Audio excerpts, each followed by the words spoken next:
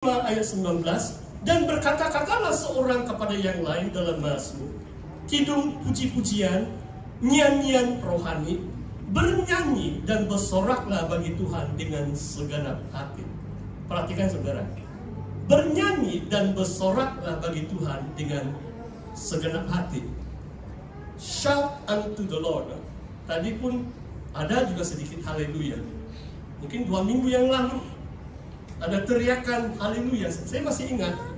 Saya rasa bisikan roh Tuhan. Kalau bukan bisikan roh Tuhan, saya tidak akan suruh jemaah buat seperti itu. Itu hari merdeka. Sehari sebelum hari merdeka, 30 Agustus, saya pastor di SIB Indah Permai. Tahun 2020. Itu pandemik.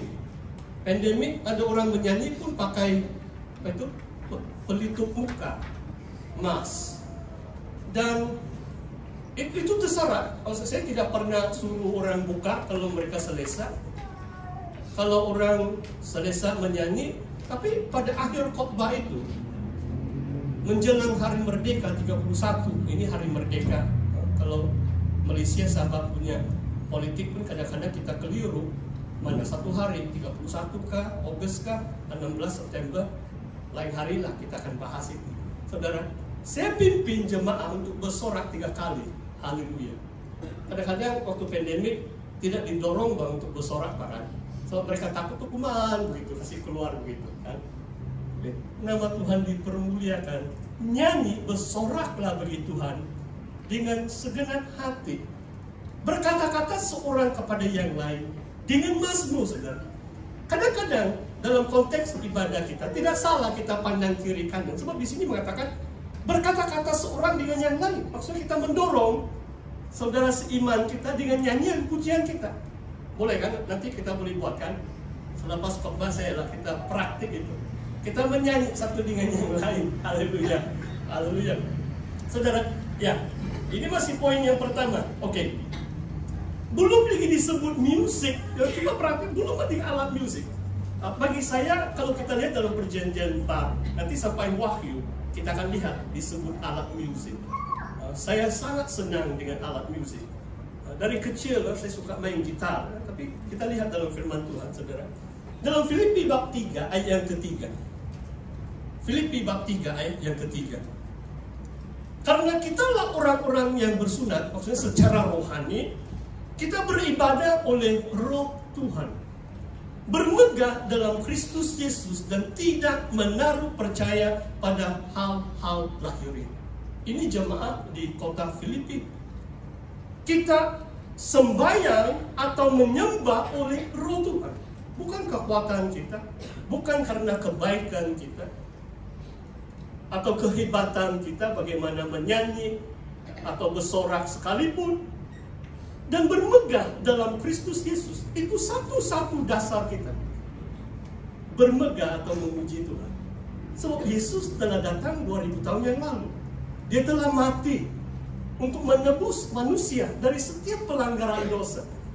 Percikan darahnya tetap berkuasa. Berkuasa untuk selama-lamanya. Ada pengampunan dalam Yesus. Itu dasar kemegahan kita. Sorai kita, sukacita kita. Tidak semestinya dalam gedung gereja ataupun ada band baru kita menyembah Tuhan kan? Sebab kita bermegah dalam Kristus Yesus, tidak menaruh percaya pada hal-hal lahiriah. Saudara, in English is called props, you know. Kadang-kadang manusia suka hal-hal lahiriah. Pastor jelaskan ya. Saya bukan menegur siapa-siapa. Kadang-kadang itu lampu sampai 7 warna, berkelip-kelip. Kamu tahu maksud pastor?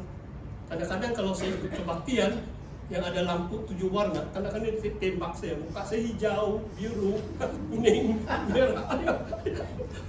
Memang saya tidak nampak lah, saya bukan itu cermin, tapi itu lampu tuh, wah begini. Itu hal-hal lahiriah. Saya pernah khotbah di satu gereja, waktu saya naik mimbar, tiba-tiba itu asap putih keluar. Oh, luar biasa. Terus saya ingat kemuliaan Tuhan turun waktu bait suci diserahkan oleh Raja Salomo kan. Terus saya beri teguran, saya bilang, ini buatan manusia ini. kasih off, saya bilang. Kalau betul-betul hati kita tulus, Tuhan yang menurunkan awan kemuliaannya di tengah-tengah kita. Tidak perlu hal-hal lahiriah. Manusia buat-buat saja. Buat-buat saja. Kita tidak menaruh percaya pada hal-hal lahiriah. Secara luar. Haleluya. Ayat ini sangat penting, saudara. Bermegahlah dalam Kristus Yesus sebagai dasar ibadah kita. Oleh Roh Kudus dalam hati jiwa kita mempersembahkan ibadah yang diperkenankan Allah. Saudara, kita lihat, mungkin sampai Wahyu, saudara, ini masih poin yang pertama. Bab yang kelima kita Wahyu. Ini visi Rasul Yohanes. Ke-24 tua-tua itu di hadapan anak domba, ayat 8. Wahyu bab 5 ayat 8. Ke-24 tua-tua itu di hadapan anak domba, masing-masing memegang satu kecapi. Luar biasa, ada alat musik sudah ini. Sampai dalam kitab Wahyu. Dan satu cawan emas penuh dengan kemayan. Itulah doa orang-orang kudus. Dan mereka menyanyikan suatu nyanyian baru, katanya. Perhatikan, ini di surga. Paling dekat 24 tua-tua ini duduk dekat mengeliling takhta Tuhan yang Maha Esa, yang diberi penglihatan kepada Yohanes. Tua-tua pegang kecapi. Kalau itu harp, kalau mungkin Israel masih ada. Memang kalau kamu perhatikan orkestra itu harp itu ada yang besar itu harp, merdu juga suaranya. Tapi kalau mungkin yang murah sedikit, yang semua orang boleh pakai itu gitar lah. Kita punya kecapi. Yang tua-tua masih pegang kecapi. Satu. Masing-masing pegang kecapi. Maksudnya 24 tua-tua itu 24 kecapi. Luar biasa. Semalam saya ada ikut rehearsal. Dan kali pertama mungkin sejak 40 tahun yang lalu saya pegang itu elektrik gitar, kecapi.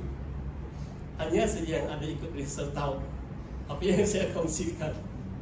Sebab saya pun sudah warga tua begini. Tapi dalam Wahyu katakan orang tua pegang kecapi. Maksudnya tidak salah. Macam saya, penetua Saming, penetua Lamat. Nanti kita buat band.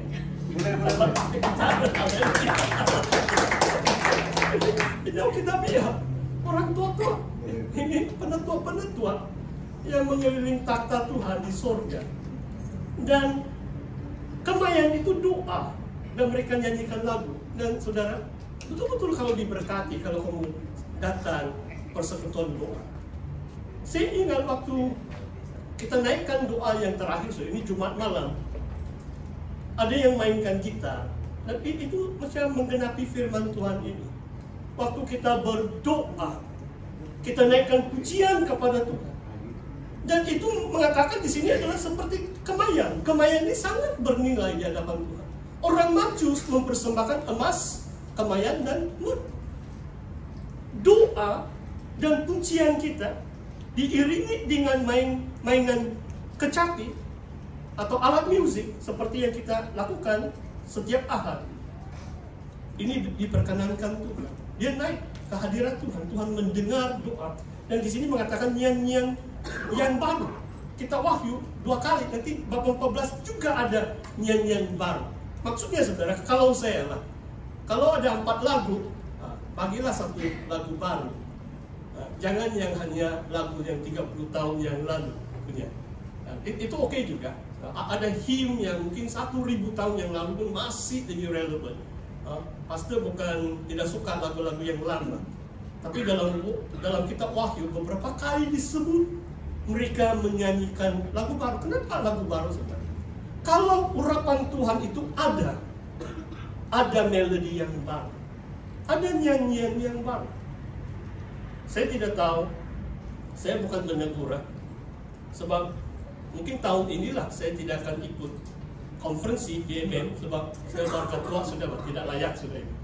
Begini, sebab hampir setiap tahun saya ikut konferensi PMM yang peringkat pusat lah negeri. Saya boleh katakan dalam 20 tahun ini, kebanyakan lagu-lagu baru yang mereka nyanyi itu biasa-biasa saja. Macam melodi pun tiada. Tidak tahu kamu setuju dengan saya atau tidak. Itu lagu apa itu? Penerobosan. Ya macam tidak begitu laku. Sebab melodi dia tidak begitu baik. Ini pastor buat tantangan lah. Sebab bila roh Tuhan ada, urapan ada nyanyian yang baru, melodi yang baik, supaya jemaah senang menyanyi. Dan lagu itu diviralkan ataupun dipopularkan. Saya pernah menyanyi sebuah lagu. Ini bukan lagu kebalan saya. Come Holy Spirit, datang Roh Kudus. 2017 saya melayani gabungan gereja SIB di Pulau Labuan. Tiba-tiba saya terima lagu itu. Mungkin Tuhan mau menguatkan semangat saya. Datang Roh Kudus. Ada versi BM, versi bahasa Inggris. Dan saya persembahkan itu di MTS atau BTS di Nemos, di Randau, November 2017. Dan tahun berikutnya, waduh, murid-murid suka betul-betul lagu. Banyak kali mereka menyanyi. Sampai seorang pelajar katakan, lagu yang dipopularkan oleh Guru Tony. Wah, luar biasa. Ini bukan saya memuji diri saya. Maksudnya, kalau kamu menyanyi lagu yang merdu, orang lain pun suka menyanyi. Saudara paham maksud saya? Kalau roh Tuhan itu ada nyanyian baru, lagu yang ada melodi, senang dinyanyi, memberi semangat yang baru, membawa kita lebih dekat kepada Tuhan. Dan orang lain juga diberkati.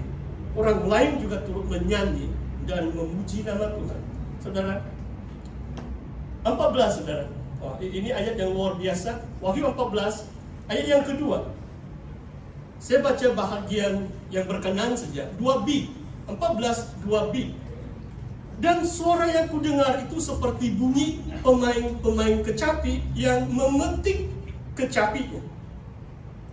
Mereka menyanyikan suatu nyanyian baru di hadapan takhta, di depan keempat makhluk. Inilah. Dan tua-tua itu. Tidak seorang pun dapat mempelajari nyanyian itu selain daripada 144.000 orang yang telah ditebus dari bumi itu.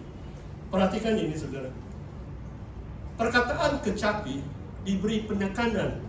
Saya dah tulis supaya jangan saya salah sebut. Saya harap saya dapat baca ini dengan baik. Kita rodon, kita risoton, entais, kitharais. Wah, kalau saya mau terjemah ayat ini, saya tidak tahu kenapa Yohanes menulis 3 kali. Pengecapi mengecapikan kecapi mereka. 3 kali dalam bahasa Yunani. Pengecapi mengecapikan kecapi mereka. Betul kan bahasa Melayu saya? Saya lulus juga SBM 10 bulan. Haleluya. Pasti bukan pandai ya, cukup makan saja. Kalau salah kamu beri teguran, membetulkan. Tapi dalam bahasa Yunani 3 kali perkataan kecapi. Tidak begitu jelas dalam bahasa Melayu, 2 kali saja. Maksudnya saudara, alat musik tidak kurang pentingnya.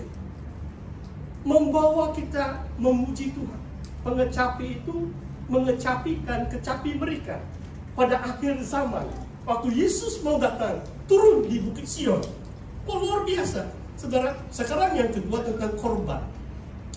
Mari kita lihat poin yang kedua. Kalau dalam konteks pujian penyembahan, poin yang pertama adalah nyanyian, dan nyanyian yang tidak disertai musik juga kita boleh memuji Tuhan. Disertai musik pun kita boleh memuji Tuhan. Nyanyian dan musik, poin yang pertama. Poin yang kedua adalah korban. Apa yang Tuhan inginkan dalam penyembahan? Tuhan mau lihat ada satu korban. Saudara tahu kan korban? Korban maksudnya ada sesuatu yang mati, yang kena sembelih. Saya baca Kejadian 8 ayat 20. Lalu Nuh mendirikan mezbah bagi Tuhan. Kejadian bab yang ke-8 ayat 20. Dari segala binatang yang tidak haram, dari segala binatang yang tidak haram diambilnya beberapa ekor, lalu yang